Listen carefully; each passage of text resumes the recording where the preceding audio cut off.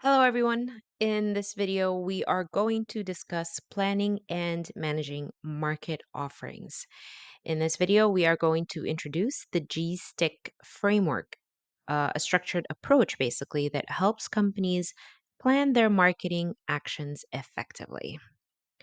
The G-Stick framework, which obviously is spelled out on the screen as G-SCIC,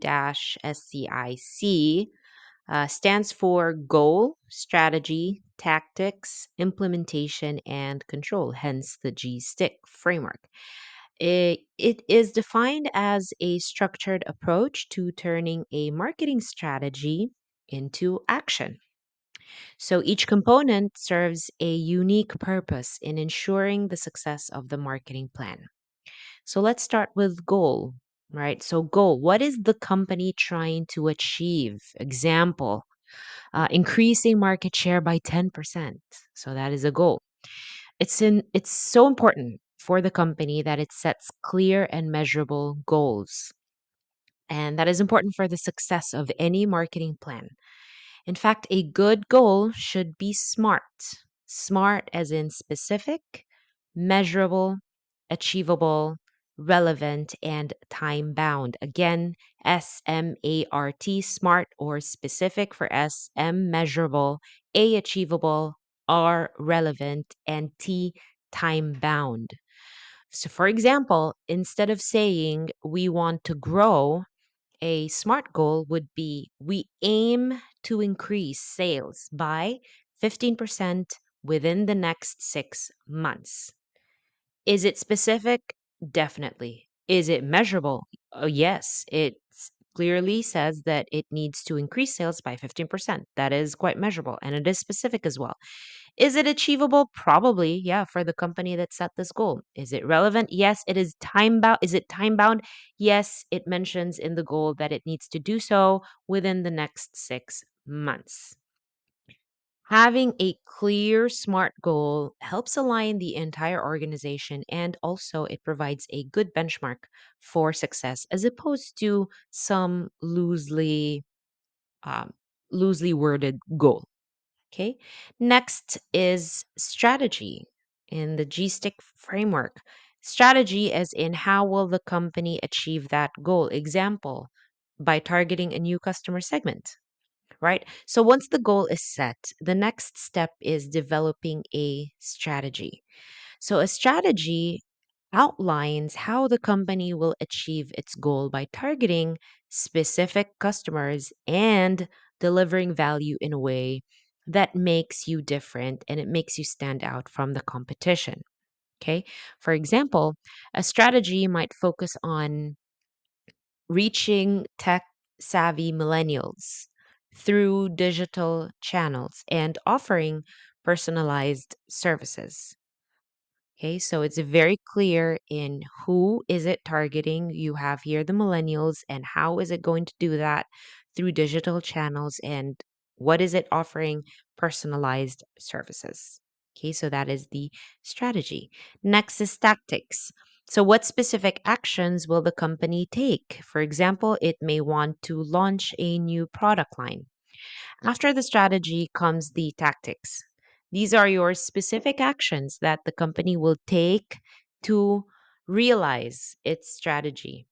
Tactics include, or they potentially could include launching a new advertising campaign, or you may want to offer discounts to bring in new customers, or you may want to expand distribution channels, include more middle people.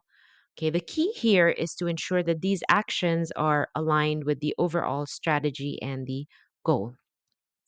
I stands for implementation, and that is how will the company put its tactics into practice? How is it going to turn that into actual actions?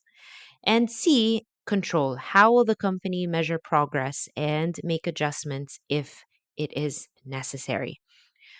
So, finally, it is crucial to establish controls to monitor the plan's progress. Controlling here involves setting up key performance indicators or your KPIs to track whether the company is indeed meeting the objectives that it's set. If the plan is not delivering the expected results, then that's a time that the company can make adjustments to its tactics or strategy. We now move on to developing a marketing plan and conducting a marketing audit. So, marketing plan is a roadmap for implementing the company's marketing strategy. Okay. It follows the G stick. It typically includes the following components. So, there are various templates for a marketing plan, but this is probably like the most general one. The components here are typically seen in most marketing plans. The first part is executive summary. So you give a brief overview of the marketing plan's key points. Next, situation analysis. So you evaluate the current market environment, including your competitors, the customer needs, and internal capabilities, just to give you an idea of what the situation or the environment that you're located in looks like. Next, marketing objectives, the specific measurable goals that the plan aims to achieve. Don't forget your SMART goals. Next, strategy, how the company will achieve its objectives by targeting specific customer segments. Then, tactics, the specific actions the company will take to implement the strategy. Then we have the budget, of course. How much do you need? The financial resources that are required to help realize this plan. And lastly is the monitoring and control. So what are the specific KPIs and metrics the company will use to measure progress? So again, the typical components of a marketing plan. Number one, you have executive summary. Second is situation analysis, followed by marketing objectives. Then we have strategy, tactics, budget, and lastly, you have the monitoring and control. Marketing plans are not static. Okay, so they can change. In fact, they need to evolve as the market changes. Companies should regularly review and modify their marketing plans based on feedback from customers or based even on changes in the environment, for example, or in the competitive landscape, there could be changes, or based on some new market opportunities that emerged.